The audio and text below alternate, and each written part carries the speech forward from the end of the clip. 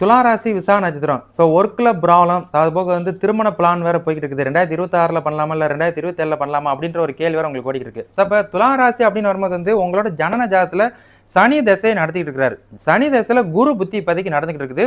2027 வருஷம் 3வது மாதம் வரைக்கும் உங்களுக்கு திருமண மாலை வாய்ப்புகள் இருக்குது. அதனால் வந்து நீங்கள் வந்து பிளான் வந்து போட்டு வச்சிருக்கிறீங்கன்னா 26 பண்ணாலும் 27 பண்ணாலும் உங்களுக்கு வாய்ப்புகள் இருக்குது. அதுக்கு தகுந்தாற் போல் நீங்கள் வந்து கட்டமைச்சுக்கோங்க. ஸோ உங்களோட வீட்டாளுங்க என்ன சொல்கிறாங்க, பொண்ணு வீட்டுக்காரங்க என்ன சொல்கிறாங்க அப்படின்றத பொறுத்து நீங்கள் அதன்படி முடிவு எடுத்துக்கோங்க.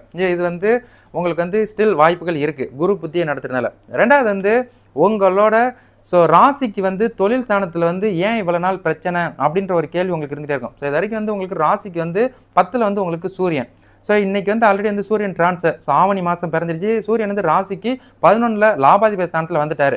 அதுக்கப்புறம் இப்போ ஸ்டில் ராசிக்கு 10ல் புதன். ஸோ அதே மாதிரி இந்த மாதம் 21ல் வந்து சுக்கிரன் வேறு ட்ரான்ஸ்ஃபர் ஆகி உங்களோட ராசிக்கு 10ல் தொழில் ஸ்தானத்தில் வரப்போகிறாரு. ஸோ இதுக்கப்புறம் உங்களோட தொழில் ஸ்தானத்தில் ஒரு இம்ப்ரூவ்மெண்ட் இருக்கும். ஸோ நீங்கள் வந்து சனி தசை முடிகிற வரைக்குமே வந்து உங்களை சுற்றி ஒரு நெகட்டிவ் அவராக இருந்துகிட்டே தான் இருக்கும். நீங்கள் கரெக்டாக வேலை செஞ்சாலும் அதை குத்தம் சொல்லுவாங்க. நீங்கள் வந்து சரியாக வேலை செய்யறனாலும் குத்தம் சொல்லுவாங்க. நீங்கள் வந்து உங்களோட பஞ்சுவாலிட்டி கொஞ்சம் மிஸ் ஆனால் கூட அதை வந்து டிகுவாலிஃபிகேஷன் பண்ணுறதுக்கு முயற்சி பண்ணிட்டு தான் இருப்பாங்க. நீங்கள் வந்து 2027 வருஷம் 3வது மாதம் வரைக்கும் ஜனன ஜாதத்தின் அடிப்படையில் வந்து பேலன்ஸ் தான் பண்ணணும். மற்றபடி ராசிக்கு வந்து தொழில் ஸ்தானத்தில் வந்து பிரச்சனை இல்லை. ராசி வந்து உங்களை பேலன்ஸ் பண்ணிகிட்டே இருக்கும். முடிஞ்ச அளவுக்கு உங்களோட இதை மட்டும் நீங்கள் கொடுத்துக்கிட்டே இருங்க. உங்களோட வேலைக்குரிய விஷயத்தை நீங்கள் கொடுத்துக்கிட்டே இருந்தாலே அது வந்து உங்கள் ஓனராக இருக்கட்டும், இந்த ரிலேட்டடாக இருக்கட்டும், அவங்க வந்து அக்செப்ட். மற்றபடி நீங்கள் உங்களோட ஒர்க்கர்ஸை பார்த்து நீங்கள் பயப்பட தேவையில்லை.